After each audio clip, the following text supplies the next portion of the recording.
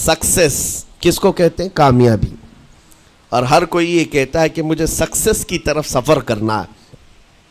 10ویں پاس نوجوان کو بھی پوچھیں کہ کوئی بھی کورس کر رہا ہے, آگے جا رہا ہے, کیوں جا رہا ہے؟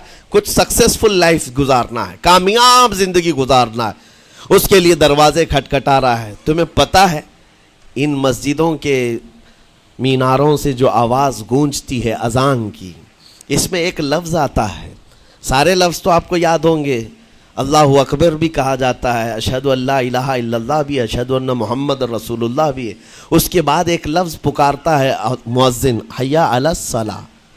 حی علی الصلاۃ کا مطلب ہوتا ہے آؤ نماز کی طرف, آؤ نماز کی طرف. اس کے بعد ایک اور لفظ پکارتا ہے حی علی الفلاح, جس کا معنی معلوم ہے آپ کو؟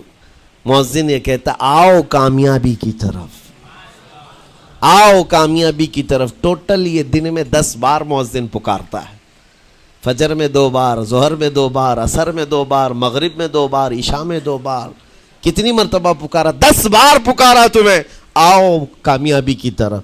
لیکن ایک بات یاد رکھو, یہ پکارنے والے مؤذن کی حالت مت دیکھو کہ یہ پکار رہا ہے, بلکہ یہ رحمان کی صدا ہے, یہ اللہ کی صدا ہے جو تمہیں بلا رہا ہے. یہ تو اپنی آواز اور اپنے الفاظ سے ترجمانی کر رہا ہے اور تمہیں اللہ کی صدا تمہارے تک منتقل کر رہا ہے. لیکن حقیقت میں بلانے والا کون ہے؟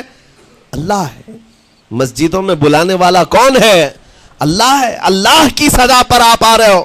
اب سوچو, جو رحمان تمہیں 10 مرتبہ دن میں یہ بات پہنچا رہا, آؤ کامیابی کی طرف, آؤ کامیابی کی طرف, تم اس چیز کو چھوڑ کر کے کامیابی ان لوگوں کے سامنے ڈھونڈنے نکلے جن کو پیشاب کرنے کا سلیقہ نہیں معلوم, جن کو کھانے پینے کے طور طریقے نہیں معلوم.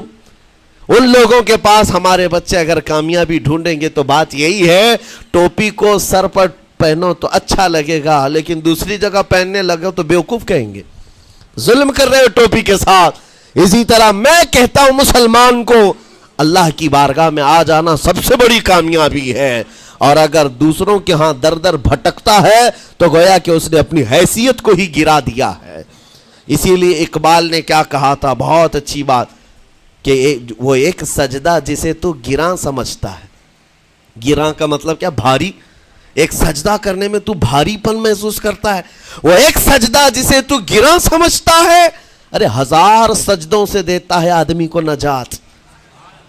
در در جھکنے سے تو تمہیں بچا لیتا ہے. اس کے سامنے بھی جھکا, نیتا کے سامنے بھی جھکا, سیٹ کے سامنے بھی جھکا, پولیس کے سامنے بھی جھکا, جج کے سامنے بھی جھکا, سب کے سامنے جھک رہا ہے. ایک سجدہ یہاں کر لے, مولا ہر سجدے سے تجھے آزاد کرتے. یہاں جھکنے والا پھر کہیں اور نہیں جھکتا.